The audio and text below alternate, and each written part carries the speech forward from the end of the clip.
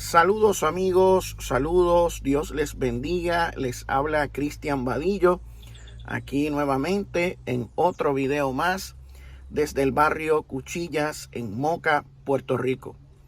En este video vamos a estar hablando un poco acerca de los manuscritos del Mar Muerto o rollos de Qumrán, sobre la comunidad de los esenios y su posible influencia dentro del cristianismo primitivo.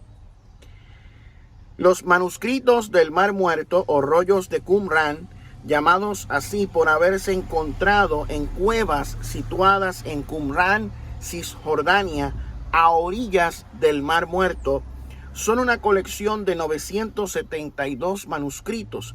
La mayoría datan del año 250 antes de Cristo al año 66 después de Cristo, años antes de la destrucción del segundo templo de Jerusalén. Y vamos directo al grano. Hay muchas cosas que podemos ver en los rollos del Mar Muerto que se parecen mucho a lo que vemos en los evangelios del Nuevo Testamento. Muy parecido. Y vamos a estar leyendo algunas comparaciones. Se cree que los que escribieron los rollos del Mar Muerto fueron pertenecientes a la secta de los esenios. Esta comunidad se separó de los judíos de Jerusalén porque estaban en contra del nombramiento del hermano de Judas Macabeo como sacerdote, sumo sacerdote del templo. Para ellos, ese movimiento del segundo templo que se instauró, todo ese sistema, era un sistema apóstata.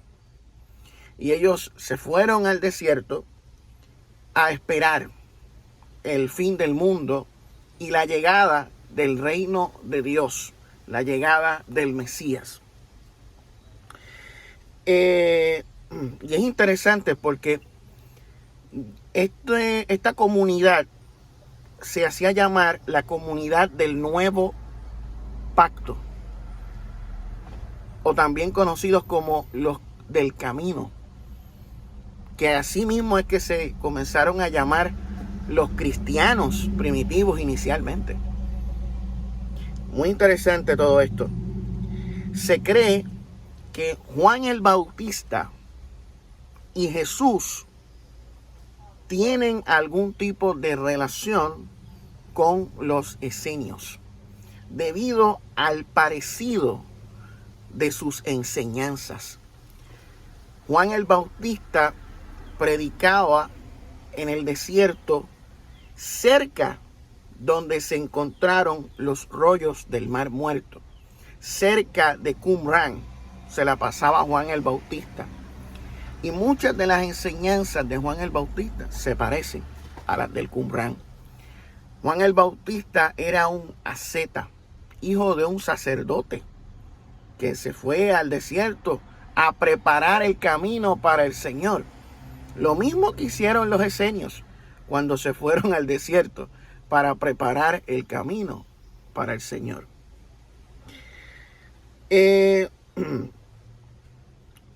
Vamos a ver algunas de las relaciones que tenían o tienen los rollos del Mar Muerto, creencias de los esenios con el cristianismo.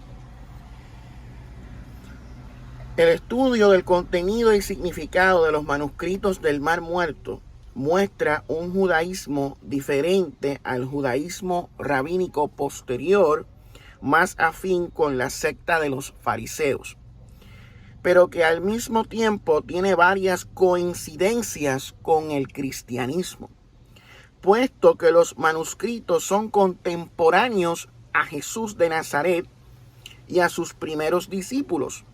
El estudio de estos es de gran utilidad para entender el nacimiento del cristianismo al interior del judaísmo. Y vamos a citar un documento de la Pontificia Comisión Bíblica, el pueblo judío y sus escrituras sagradas en la Biblia cristiana, del 2001. Y citamos: la expresión más clara del modo como los contemporáneos de Jesús interpretaban las escrituras aparece en los manuscritos del Mar Muerto, manuscritos copiados entre el siglo II antes de Cristo y el año 60 después de Cristo, en un periodo bien próximo al del ministerio de Jesús y de la formación de los evangelios. Desde el punto de vista de la forma y del método, el Nuevo Testamento, en particular los evangelios, presenta grandes parecidos con Qumran en el modo de utilizar las escrituras. El uso similar de las escrituras deriva de una perspectiva de base parecida en las dos comunidades, en la del Qumran y la del Nuevo Testamento. Una y otra tenían la convicción de que la plena comprensión de las profecías había sido revelada a su fundador y transmitida por él. En Qumran era el maestro de justicia, esa enigmática figura que posiblemente era un ex sacerdote. Y para los cristianos, ese maestro de justicia sería Jesucristo.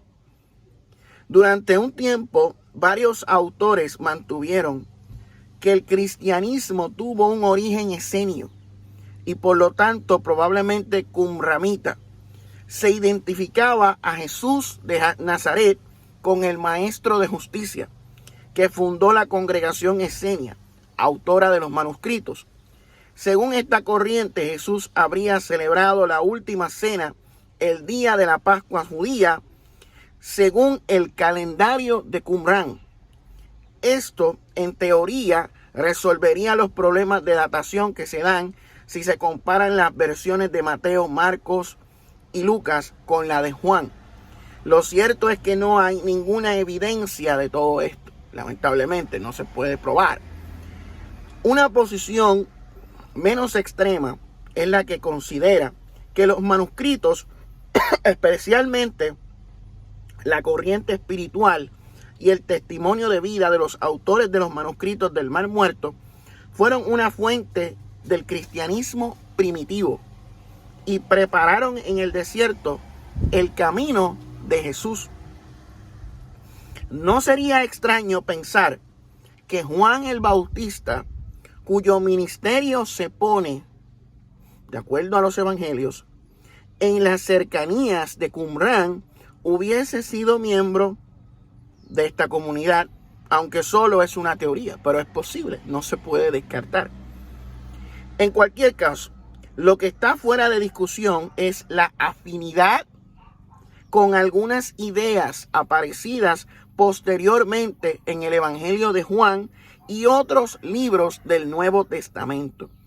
Diferentes escritos de Qumran enfatizan temas claves que fueron resaltados por Jesús y los cristianos.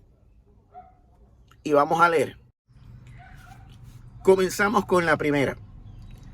La comunidad de Qumran resaltaba la importancia de la nueva alianza o del nuevo pacto en el documento de Damasco 6:19, lo mismo que vemos en Mateo capítulo 26 y versículo 28 con la última cena, cuando Jesús dice: esta es la nueva alianza.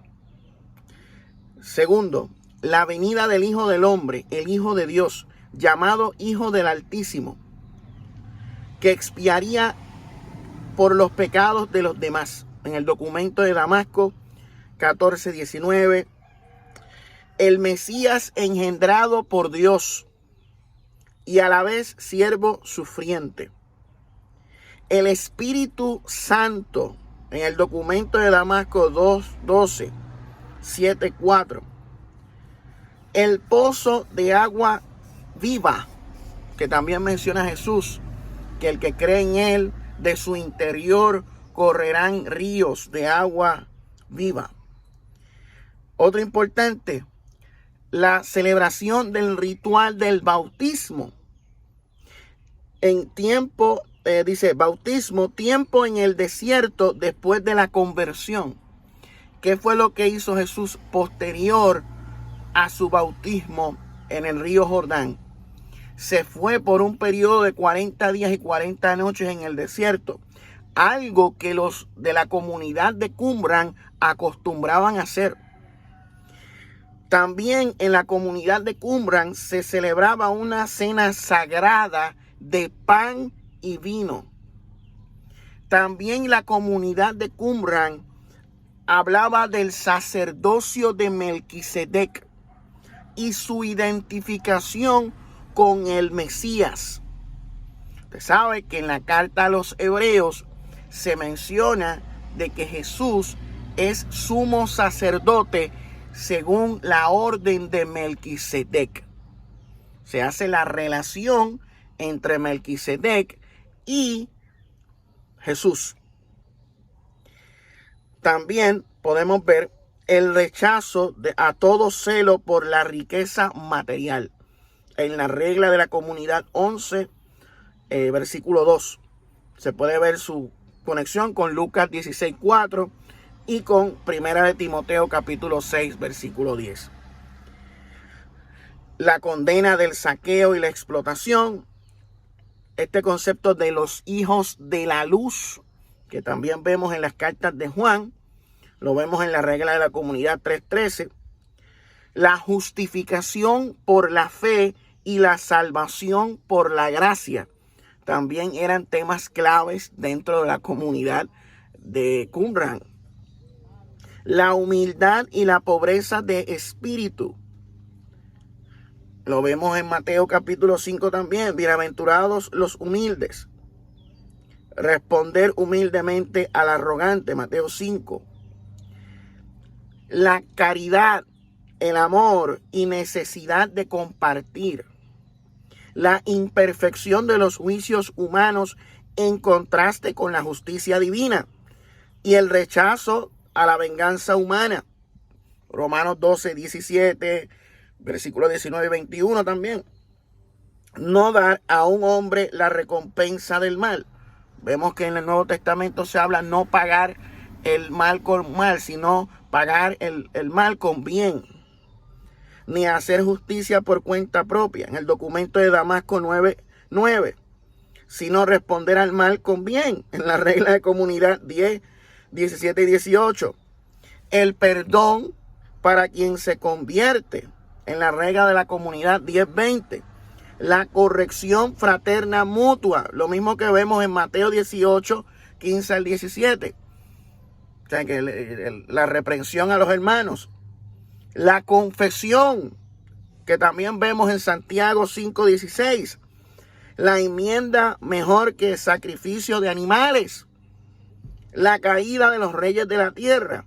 El tiempo del juicio. La nueva Jerusalén. La comunidad de amor y fe como templo de Dios. El rechazo al repudio de la esposa. La condena de interpretaciones fáciles de la palabra de Dios y rechazo a cambiar la palabra de Dios por tradiciones humanas, como vemos en Mateo 15. La denuncia de la hipocresía de los fariseos y de las prácticas de los saduceos. O sea que constantemente la comunidad de Qumran criticaba a los fariseos y a los saduceos. ¿Qué es lo que hacía Jesús a cada rato?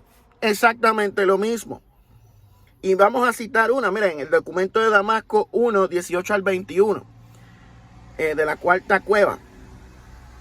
Ellos buscaron interpretaciones fáciles, escogieron ilusiones, buscaron brechas, eligieron el cuello hermoso, justificaron al culpable y condenaron al justo, transgredieron la alianza, quebrantaron el precepto, se unieron contra la vida del justo, Su alma aborreció a todos los que comían con rectitud, los persiguieron con la espada y fomentaron la disputa del pueblo. Y también la comunidad de Qumran creía en la resurrección de la carne.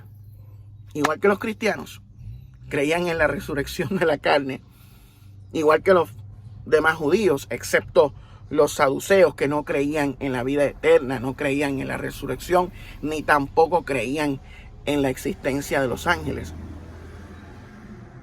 O sea, ahí vimos algunas coincidencias bien interesantes entre la comunidad de Qumran, la comunidad esenia, y lo que vemos en la Biblia, en el Nuevo Testamento, en las creencias de la iglesia cristiana primitiva.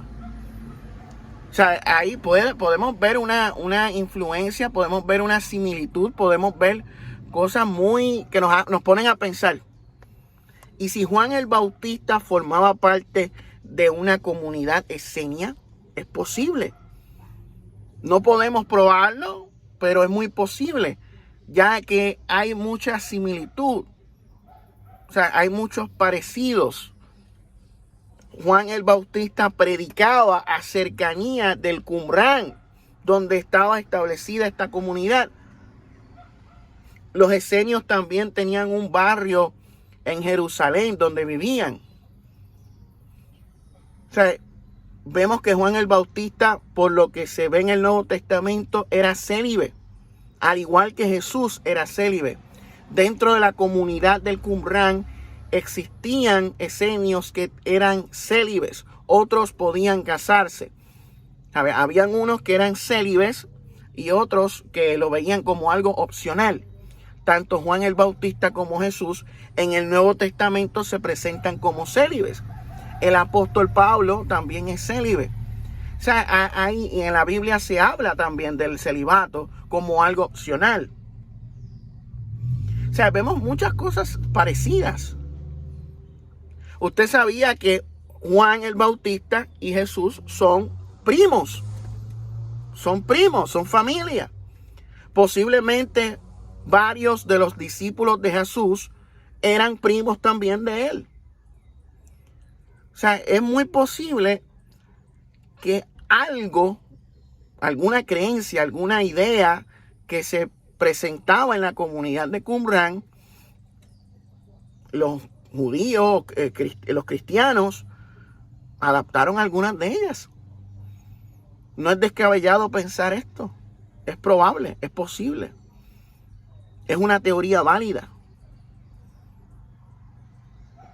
Y fíjense, esto yo de los esenios, yo recuerdo haberlo visto por primera vez a finales de los 90, principios de los 2000, que acá en Puerto Rico se realizó un documental sobre Jesús.